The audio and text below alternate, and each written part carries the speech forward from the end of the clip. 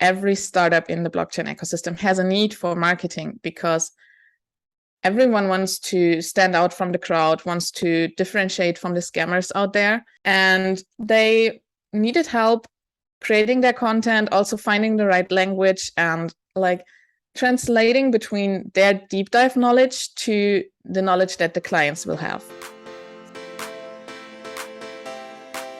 Katharina, it's very nice to have you here on Ledger Nation and to talk about your career in blockchain, your experiences, your view on the market, and your experience as a startup founder in the blockchain space. Welcome. Hi, Maria. Thanks for having me. So, Katharina, please introduce yourself and tell us, how did you get into blockchain? Yeah, so I got first contact with blockchain technology back in university. That's like 5 years ago, something like this. And I was researching for a paper that I had to write. And a professor of mine stumbled across blockchain, and then we started to dive deeper into the rabbit hole together, ending up with me working at the university in a blockchain research center for around about 3 years. And once you enter the blockchain rabbit hole, you can't get out of there anymore. I experienced this. So then afterwards, I started to enter the startup ecosystem in the blockchain space. And eventually I founded Luna Vision, my own blockchain marketing agency. That's really amazing. And I can, you went from doing research at university to the startup scene, which is also like two completely different worlds. Can you tell us now about Luna Vision? What do you do at Luna Vision and how did you get the idea to start it? Yeah, so let's start at the beginning. I was working as a venture developer and supporting other startups in the ecosystem. And I realized that every startup in the blockchain ecosystem has a need for marketing because everyone wants to stand out from the crowd, wants to differentiate from the scammers out there. And they needed help creating their content, also finding the right language and like translating between their deep dive knowledge to the knowledge that the clients will have. So this is how we got up with the idea. And I saw this with several companies. So I started to think, okay, let's do a agency out of this, because if everyone needs it and no one actually has the resources to do it on themselves, let's step in there and help the startups. And this is how we founded Luna Vision then. Like we're helping our clients getting their presence out there in social media, creating their content for social media. We're helping them with email marketing. We are also coaching them on their personal branding. So how to get your face out there to build trust in your brand and in the company's brand. Yeah, you're also one of the organizers of Influencer by DNA, which is a program where you help business founders or business people in the blockchain space invest more in their personal branding and be more present on social media. I think this is extremely important. Also, from my point of view, this visibility that you then have in the market and in social media has immediate impact on your business. Yes, I totally agree. So especially because there are so many scammers out there and everyone heard about it. So more people heard about crypto scams than people heard about like trustworthy crypto projects. And this is why it's so important to build this trust in your brand. And you can do this by putting your face out there. Because if you believe in your project, then people will also be more likely to believe in you and your product and project. So this is why personal branding is really important also for getting outreach. Personal accounts just get more outreach because it's people and not just companies who no one can think of who or what is this actually. So this is why we really want to help the founders of startups to get out there and to know how to get out there. This is how we started with the Influencer by DNA program.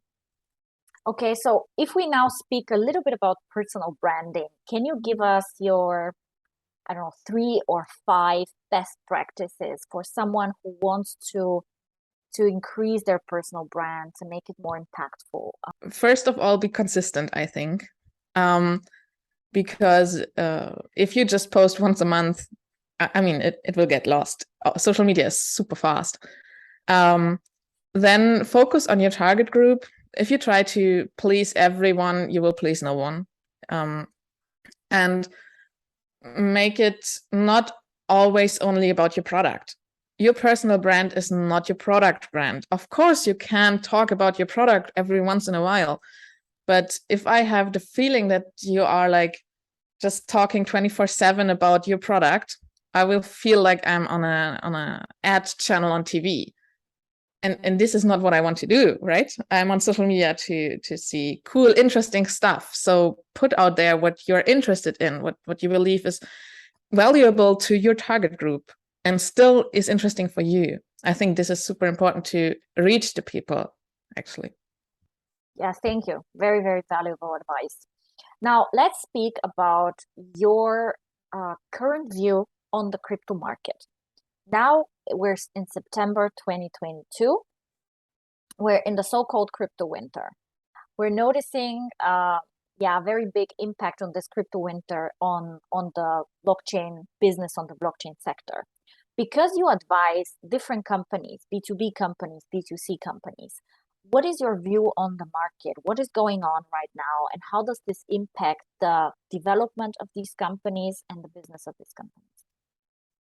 Yeah, so sadly, we can say that everything slowed down a little bit because even though we say bear market is time to build, bear market is also the time where the money is like tough. So for example, if we take a look at B2B market in the investment area, it's hard now because there is not so much money in the market anymore. So if you try to reach professional or institutional investors, for example, the difficulty is if they had, for example, their money in crypto, in Bitcoin or whatever, it is now decreased a lot because we dropped from 69K to, where are we today, 21K? So they are less likely to invest. So the startups have to go a little slower, also cut down their expenses. And in the B2C market, it's kind of similar, but more for the fundraising part. So startups have a rough time now to fundraise, while actually the crash for the clients, like the C in B2C, for the customers, it's more like, it's interesting, right? Like you see so many headlines, so people get interested and try stuff. Not necessarily buy it, but they try. So they get interested. And of course, they are like, oh, will it ever go back up again? We don't know. And I don't know either. No one knows. I hope so, actually. But I think it's now the time to get the interest in the crypto market and also to educate people to then convert them to buying and paying customers in the next bull market. This is very interesting what you're saying, that actually now when the prices are down, it is the right moment to start investing, to get into the crypto market. Yeah, I mean, if you get the people interested in your product now, when they don't see the point because it's all gone down and no one's got money, but then No when it's FOMO going, now. yeah, exactly. But then if it's going up again, they will buy, or they can buy because then there's more money and they see like the opportunity to, I don't know, 2x, 3x, 10x, whatever their investment. So if you now get a huge base of interested people, you can then convert them into a huge base of like clients. Yeah, that's true. So because you're now a marketing specialist, you do the marketing strategies and social media for different clients. What do you think is the difference between doing marketing for a blockchain company and doing marketing for a normal traditional Web2 company? I think one big challenge is the trust, because so many people have heard about crypto being dangerous, crypto being a bad thing, crypto being a place to burn your money, where you get scammed. So you have to actually work hard to build trust in your product and your company. And I mean, events like the Terra Luna crash or other recent events, Celsius, it's not helping a lot. Let's say it like this. So you have to overcome this. And then it's a completely new technology. So this is the second challenge I see, because even once people get interested in it and think, okay, that's cool, I want to use it, you still have to do a lot of education.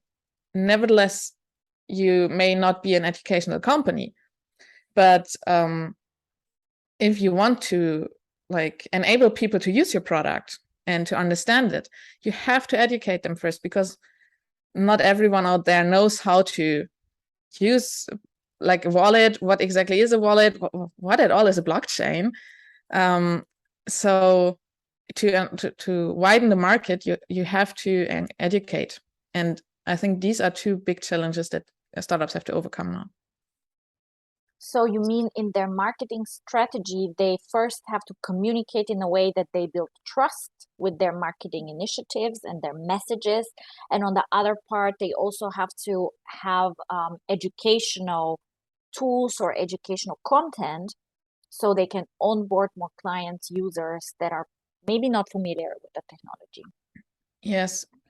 So if you take a look at, for example, professional investors, they have probably invested for years now, but they never invested into crypto, maybe. So you first have to tell them how to do this. And that is not even easy, because the regulation right now is not so clear in every area of crypto. And the same thing if you, for example, like you with Ecolens do, you onboard new people on the blockchain ecosystem.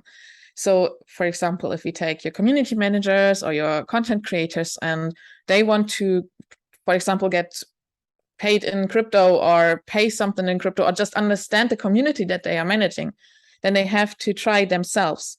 So they have to understand, what is a wallet? How do I use a public key? Why shouldn't I share my private key? Stuff like this. So I think this is an important part of marketing for Web3 startups or for crypto startups, even though there are also possibilities how people can educate themselves or how they can get help to get educated in a space. Okay, and what do you think are effective marketing strategies for a blockchain business? Which platforms should I use as a blockchain business? What works well as a blockchain business? Depending on your like field of business and also on your target group.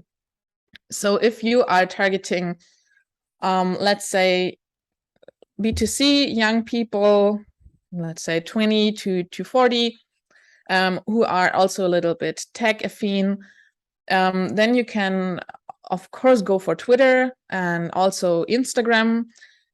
Discord might be a good channel for you. If you are up for it, also you can try TikTok.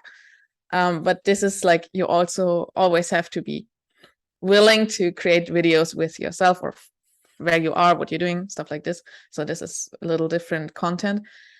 But if you are targeting more conservative people, maybe more traditional areas, then you might rather go for LinkedIn or even on like focus more on email marketing, because this is what the more traditional space already knows. They know I'm getting emails, they know how to work with them.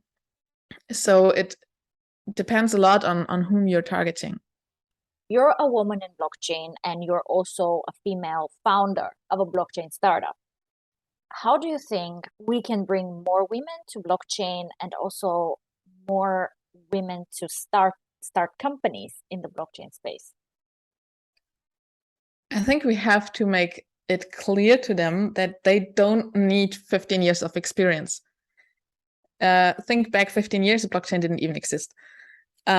So educate yourself, and if you really are passionate about it, then you can just do it. You can get a job in blockchain, you can understand it, and you can also, if you have a good idea and a setup that is supporting you, you can start a company. I think we all, and it doesn't necessarily have to be women, but we all need to be less afraid of not knowing stuff, because we will always not know everything. And we have to admit this, and we have to live with this. And then we can start our journey of continuous learning. And the blockchain space is super, super fast. There will always be new trends, new technical stuff that we didn't hear about before and that we didn't know about before. So then if it's interesting for us, we can learn about it. We can go to YouTube and listen to a podcast or to a video that is explaining it. We can listen to one of the many podcasts on Spotify or Apple Podcasts. We can participate in programs that are educating us. So we don't need someone to take our hand and help us go there. If we want it, we can just do it. Yeah, that's very, very important what you're saying. We will always have new things to learn. We shouldn't be afraid, and we should just do it. I'm also all for that. Okay, Katharina, thank you so much for this interview, and yeah, have a great day. Thanks for having me.